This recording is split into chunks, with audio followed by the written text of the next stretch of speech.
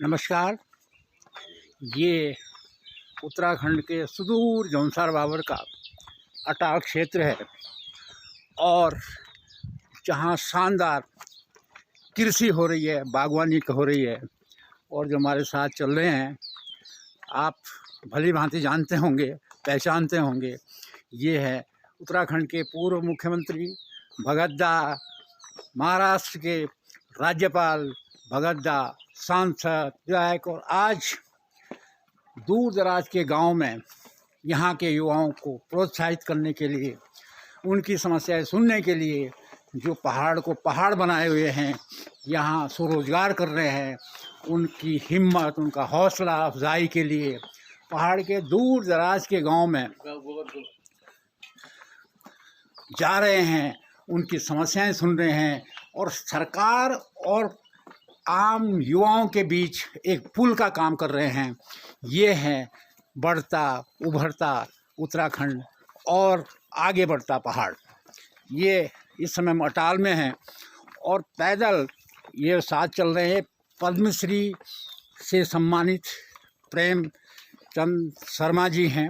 उनके खेतों में जा रहे हैं, जिन्होंने बहुत ही शानदार काम किया है और इनकी प्रेरणा से आज शहर के कई लोग रिवर्स पलायन करके अपने गांव आए हैं। आपको मिलवाएंगे, आप हमारे साथ बने रहिए। और आपको बता दें कि माननीय कोश्यारी जी 81 ईयर्स के, आप देखिए कितनी ऊर्जा है। और आजा देखिए, ये अकेली महिला जिसने सारा टमाटर, वाह, इनसे मुलाकात कर रहे हैं जिन्होंने अपनी बागवानी बहुत ही शानदार बागवानी की है। सरिता, क्या बेटा आपका नाम? क्या कर रहे हैं इधर? बस खेती बाड़ी। अच्छा, क्या खेती बाड़ी करते हैं? खेती बाड़ी में वो सब्जी उगाते हैं। अच्छा, हर चीज होती है इसमें, धनिया, टमाटर, खीरा। बहुत बढ़िया। और अनार, आम, केले, बहुत बढ़िया, सब कुछ होता है। बहुत अच्छा। खुद करती हैं? हाँ, पूरा परिवार? नहीं, अकेले करते हो? ना दो बेटे पढ़ दो रहे बेटे, पढ़ 3 रहे बच्चे मेरे ऊपर। बहुत बढ़िया, बहुत बढ़िया। ये है और इनका बहुत ही शानदार है, तो मुझे लगता है। और ये देखिए टमाटर है, और जहाँ लाखों के टमाटर पैदा होते हैं, और ख़ासकर पहाड़ की खासियत है कि जब मैदानी क्षेत्रों में टमाटर नहीं होते हैं तब यहाँ पैदा होते हैं। और ये देखिए, ये आम का शानदार बाग है और यही है, इसी से बढ़ेगा फलेगा उत्तराखंड। ये देखिए, लोगों ने बकरे पाल रखे हैं बहुत ही शानदार, और ये केवल पहाड़ की पत्तियां खाते हैं, जो ऐसे भी ऑर्गेनिक बकरे हैं। हर्बल ये हर्बल मेडिसिन खाते हैं पहाड़ के। बकरा भी खाओगे तो हर्बल खाओगे। नहीं, इनके रेट है क्या? कैसे नहीं, बकरा भी खाओगे तो हर्बल खाओगे। पहाड़ के रूप में तो ये है मेरी बाउंड्री भी ऐसा। और ये देखिए, ये बाउंड्री है, ये बोगनवेलिया है, जिससे ये उसका काम भी करते हैं, बाढ़ का काम भी करते हैं और बहुत ही शानदार ये भी करते हैं।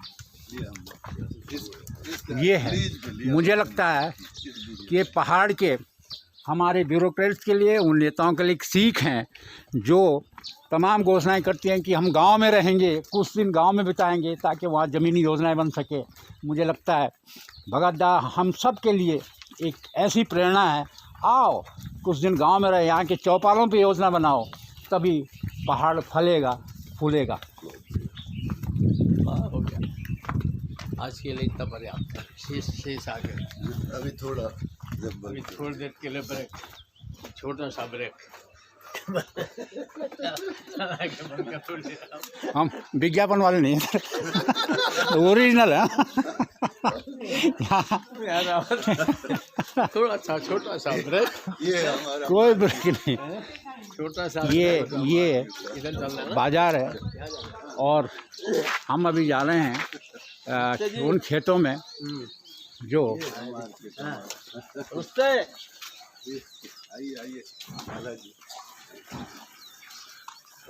और ये चौपाल का बाज़ार है और इस बाज़ार में मिश्रित खेती होती है, लोग बाग खेती भी करते हैं और ये हिमाचल से लगा हुआ क्षेत्र है। और यहाँ बाजार के लोग कितने रुपए की बिक्री करती है? नमस्ते बेटा, नमस्ते। तुम्हें देखते हो, कोई और भी देखता है? हाँ जी भाई, आप ही देखते हो या कोई और भी देखता है? हम ही देखते हैं। अरे वाह, बहुत सुंदर है। चलो, उधर आ जाइए, देखो। हाँ?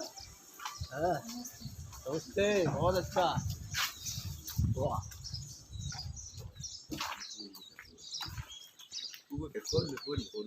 एक पहल पहाड़ को बढ़ाने, बसाने और इसे जिसकी उम्मीद, जिसका सपना हमारे उन शहीदों ने देखा था, जिन्होंने उत्तराखंड बनाने की परिकल्पना की थी, मुझे लगता है उस ओर अब हम चल पड़े हैं। क्यों शर्मा जी? जी, बहुत जिसकी सुंदर। मतलब आप देखिए, ये तो सोचा भी नहीं था कि हमारे गांव में जो है भगत दास जी का इस तरह से यही नहीं, कार्यक्रम कितना गजब का। 3 दिन से 3 जिलों के बहुत ही दूर दराज के बागवानों से मिल रहे हैं, जो पर्यटन का शानदार काम कर रहे हैं, उनसे मिल रहे हैं, उनकी समस्याएं सुन रहे हैं, वो कैसे आगे बढ़े उनको प्रोत्साहित कर रहे हैं।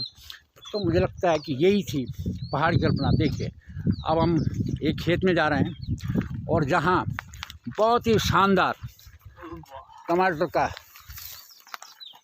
काम हो रहा है, कॉमर्शियल क्रॉप, जिन खेतों में कभी सिर्फ हमारी ट्रेडिशनल फसलें 2-4 होती थी, ये देखिए, आज देखिए इससे ये किया, देखो ये जो बहुत है, बढ़िया। ताकि इसमें झाड़ी नहीं काटनी पड़े, हमने एंगल पे ही तैयार किया पूरा टमाटर, ये एंगल के द्वारा। अब इसी तरह से हम इसका जाल बना के ऊपर तक लाते हैं। अच्छा शर्मा जी, बताओ, जी, इस खेत में जब आप गेहूँ या ट्रेडिशनल फसलें बोती थी, लगभग कितना होता था? गेहूं की इसमें 4 बोरी से ऊपर नहीं होता था। 4 बोरी कीमत? कीमत 4 बोरी की आप लगा दो कि मतलब इस समय चलिए, जो है, हाँ, 4000। 4000 रुपये। अब ये टमाटर आप बोल रहे हैं, इसकी लगभग कितना प्रोडक्शन होगा खेत में? 1 लाख का तो बनना चाहिए कम से कम से कम। ये है। और फिर इसके रेट्स अलग होंगे, क्योंकि ये अपेक्षाकृत ऑर्गेनिक हो गया ना।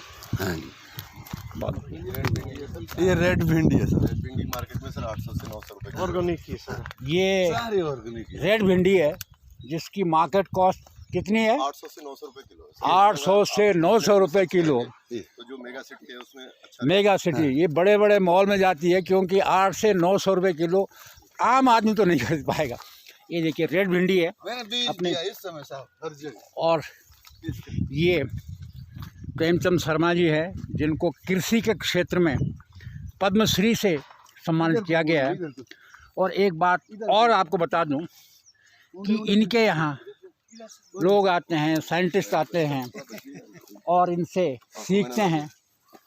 और मुझे लगता है एक नए तरह का एग्रो टूरिज्म शुरू होगा, क्योंकि इनके यहाँ जो बाहर से आते हैं, परिवार से आते हैं, वो सीखते हैं, अपने बच्चों को दिखाते हैं कि खेती, बागवानी और पहाड़ का शानदार पर्यावरण कैसे होता है, वो सीखते हैं।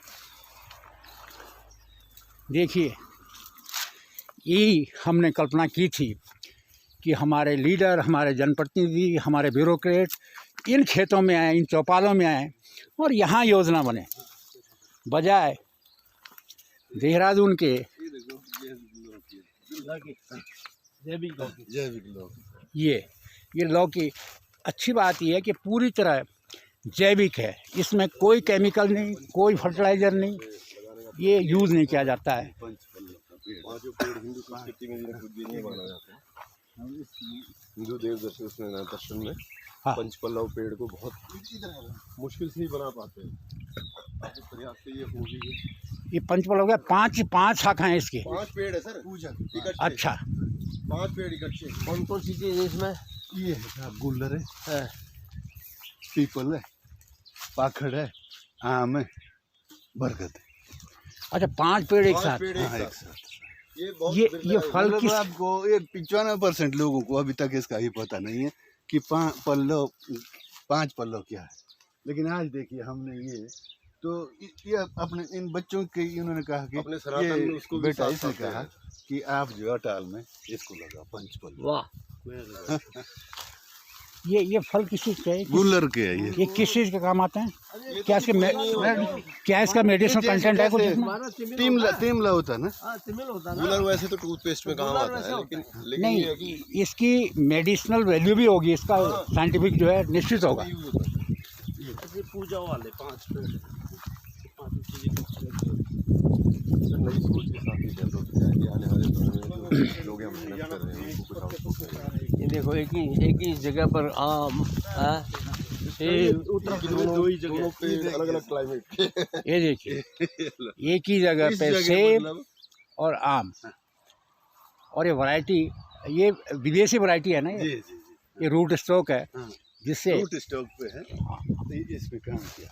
हाँ। और एक ये साल का शानदार सेब का बाग है। 1 साल का ये लोगों की और प्रेरणा होगी। यहाँ आम का भी है। अच्छे नहीं होंगे। हाँ? इनको तोड़ के फेंक दो, ना, अगली ना। बार से फिर अच्छे होंगे। नहीं साहब इसको इसमें ग्रोथ नहीं देखना दिखता। जरा। अरे हाँ, ये और ये है सीडलिंग पे, ये है सीडलिंग वाला ही। चलो मेरा कहना है कि इनको जनरली लोग ये बोलते हैं पहले साल हाँ ग्रोथ, फिर ये पेड़ गार्ड नियम है। सर कैसा लग रहा है आपको? इतनी दूर दराज के क्षेत्रों में आके आप पैदल जा रहे हैं, आपका क्या उद्देश्य है, क्या है? देखिए राउत जी, मैं तो आदमी ही पैदल हूँ और राहत दल में ज़रूर हूँ, एक राजनीतिक दल में भी रहा हूँ, लेकिन उसमें रहते हुए भी राजभवन और मुख्यमंत्री आवास में रहने के बाद भी मुझे पता है कि मैं पैदल पैदा हुआ, मुझे पैदल ही जाना है। इसलिए जो पैदल काम करते हैं, खेतों में काम करते हैं, हमारी पुरानी प्राकृतिक पद्धति में जिंदा रखते हैं, हमारी ऋषि मुनियों की परंपरा को जीवित रखते हैं। आप मानस पढ़िए तो रामचंद्र जी सीता जी वन में जाते हैं, वहाँ भी जगह जगह पर वो सुंदर सुंदर फूल लगाते हैं, फल लगाते हैं, ऐसा वर्णन तुलसीदास जी करते हैं। तो मुझे लगता है कि आज हमारे गांव में एक नई क्रांति आ रही है और स्वतः ही लोग एक प्रकार से नए युग को उत्तराखंड में लाना चाहते हैं। और हमारे अटाल में प्रेमचंद शर्मा जी के काम को तो भारत सरकार ने भी मान्यता दे दी है, उनको पद्मश्री दी है। तो आज मैंने कहा कि पद्मश्री जी का खेत मैंने पहले भी यहाँ के गांव देखे हैं, मैंने कहा दोबारा एक बार देख के आता हूँ, तो तब से बहुत अधिक प्रगति हुई है। और मुझे लगता है कि इसी ढंग से प्रगति हुई तो हमारे जवान वहाँ जो बाहर निकल गए हैं, माइग्रेशन में गए हैं, वो वापस आएंगे और इस देवभूमि को अपने प्रयत्नों से, अपने एफर्ट से देवभूमि ही बनाएंगे, ऐसा मेरा विश्वास है। मैंने आपको बॉम्बे में भी देखा जब आप महामहिम राज्यपाल थे, लेकिन इन पैदल गांव में आपके चेहरे में ज़्यादा लाली, ज़्यादा स्फूर्ति, आप कैसा महसूस कर रहे हैं? नहीं मैं हम महसूस कर रहे हैं, आप भी कर रहे हैं? मैं तो अपना चेहरा एरा देखा नहीं हूँ और मुझे चेहरे को कभी कभी लोग मुझे कहते हैं कि भाई आप कौन सा वो क्रीम लगाते हो, तो मैं कहता हूँ भाई मैंने ज़िंदगी में कोई क्रीम नहीं लगाया, मेरा क्रीम तो रामायण है, मेरा क्रीम तो गीता है और मेरा क्रीम पहाड़ के किसान है। मेरा क्रीम जो है वो मेरा गांव का किसान है, मेरे गांव की माता है जो इतना मेहनत करती है, परिश्रम करती है और हमारी सीमा को सुरक्षित करती है। और मुझे लगता है कि जो प्रधानमंत्री जी चाहते हैं वाइब्रेंट विलेज, शर्मा जी का गांव देख करके, अटाल को देख करके निश्चित रूप से वो जो दूर के गांव हैं, हिमालय में लगे हुए गांव हैं, वो गांव निश्चित रूप से वाइब्रेंट बनेंगे, ये मेरा विश्वास है। पंचपल्ले के बाद हाँ, आप प्रश्न पूछो। ये जो इस गांव में कई युवा भी वापस रिवर्स कर प्लान करके वापस आए हैं, वो भी शानदार खेती कर रहे हैं। ये क्या आप नहीं, ये बहुत शर्मा जी ने काम किया तो आदमी देख करके काम करता देख है, कर। एक मनुष्य का स्वभाव है। मनुष्य छोड़ो, आप बंदर को भी देखो तो आजकल बंदर हमारे यहाँ गाँव में सांकल लगा दो और घर के अंदर अगर ताला नहीं लगाओ तो सांकल भी आदमी को देख के खोलने लग गए हैं। जब बंदर भी ये सब काम देख के कर सकता है तो हमारे लोग यदि अच्छा काम देखेंगे तो आएंगे वापस, बच्चे वापस आएंगे। तो बच्चे वापस आ रहे हैं, देखेंगे। अभी आपने देखा ये पंचपल्लव का पेड़ देखा, ये मुझे भी कल्पना नहीं थी और इतना सुंदर इन्होंने, एक ही उसमें पपीता है, एक ही उसमें पीपल है, आम है और गुलर है, यानी कितने सुंदर हमारे जो पवित्र पेड़ हैं, वृक्ष हैं, वो एक ही साथ लगा रखे हैं, एक ही जड़ में लगा रखे हैं। तो मुझे लगता है कि जो हमारे यहाँ लोग कहते हैं ना 5 पांडव है, और उसके लिए तो क्षेत्र बड़ा प्रसिद्ध है। बिल्कुल। तो निश्चित रूप से मुझे लगता है कि ये जो पंच पल्लव है, एक बार से फिर से पंच पांडवों का युग लाएगा। हाँ, उसमें कुरुक्षेत्र जरूर नहीं लाएगा। देखो, इसमें हमें लग रहा है कि आप अब बीजेपी की पार्टी राजनीति में नहीं हो, लेकिन आप इन गांव में जा रहे हैं, लोग अपनी समस्याएं बता रहे हैं। क्या आप सरकार और इन लोगों के बीच में एक पुल का काम करेंगे? देखिए, मैं शुरू से संघ का स्वयंसेवक हूँ, मैंने बीजेपी का काम किया है। मैंने केवल इतना ही कहा कि मैं सक्रिय राजनीति नहीं करूँगा, परंतु अगर मैं इन गाँव में नहीं आऊँगा, लोगों से नहीं मिलूँगा और इनकी बात अगर मैं अपने राजनेताओं तक नहीं पहुंचाऊंगा तो कैसे काम चलेगा। इसलिए राजनीति न करने का अर्थ ये नहीं है कि हम संन्यास लेके ध्यान मग्न हो गए हैं। राजनीति तो जीवन का एक अंग है, परंतु राजनीति से ऊपर उठ के समाज नीति है। राजनीति से उठ कर के हमारे गांव घर उनके उन्नति का काम है और उसको करना। और ये जो दैनंदिन की राजनीति है उससे दूर हट करके और अपने राजनेताओं को भी कि देखो आप राजनीति भी करो परंतु इसका महत्व समझो। अगर इसको समझोगे तो वास्तविक विकास जिसकी कल्पना हमारे शहीदों ने की थी या हमारे जो देश के स्वतंत्रता संग्राम के सेनानी थे उन्होंने की थी, ऐसा प्रदेश अपना बनेगा। तो इस दृष्टि से प्रयास मेरा है। आप हर भाषण में मोदी जी के मिशन की बात करते हैं, और क्या आपको लगता है कि इस आपका अभियान ये भी है कि मिशन मोदी आगे बढ़ना चाहिए देश की प्रगति के लिए? निश्चित रूप से। आप जरा कल्पना करो कि अगर मोदी नहीं होते क्या प्रेमचंद शर्मा को कभी पद्मश्री मिल जाती? आप कल्पना करो कि अगर मोदी नहीं होते वो दूर देवाल के अंतिम गांव में रहने वाली वो जो बसंती बिष्ट है जागर लगाती है, क्या कभी उसको पद्मश्री मिलती? तो वो मोदी की दृष्टि तो इतनी दूर की है, अब मैं उसका वर्णन करूंगा तो बहुत लंबा समय लगेगा कि वो केवल प्रधानमंत्री नहीं है, वो एक प्रकार का इतना दूरदृष्टा नेता है। और उसको भगवान ने शक्ति ही ऐसी दे रखी है कि ऐसे ऐसे लोगों को ढूंढ के लाते हैं, आप कल्पना नहीं करेंगे। मेरे यहाँ बहुत हज़ारों लोगों का मैंने सम्मान दिया, अवार्ड दिया मैंने, लोग लाते थे उनका अवार्ड देने के लिए। मैंने कर्नाटक की एक महिला जिसको साड़ी भी शायद मैली थी, जो चप्पल भी फटे थे, उस महिला को उन्होंने पद्मश्री दिया। तो कहाँ से ढूंढ के लाए होंगे? है नहीं तो आपके सब दिल्ली मुंबई एम्स के सारे डॉक्टर ही अपना सब पद्मश्री और पद्म भूषण होते थे।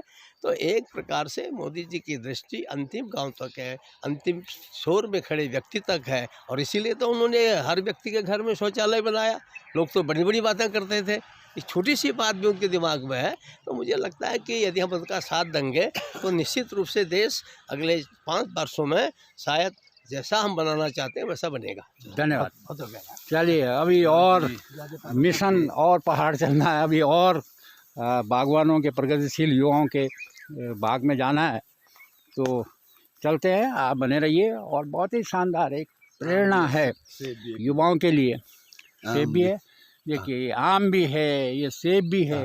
एक ऐसा एग्रीकल्चर हॉर्टिकल्चर मॉडल इन्होंने बनाया है, और इसको देखने अब इनके पास यूनिवर्सिटी के प्रोफेसर्स आ रहे हैं।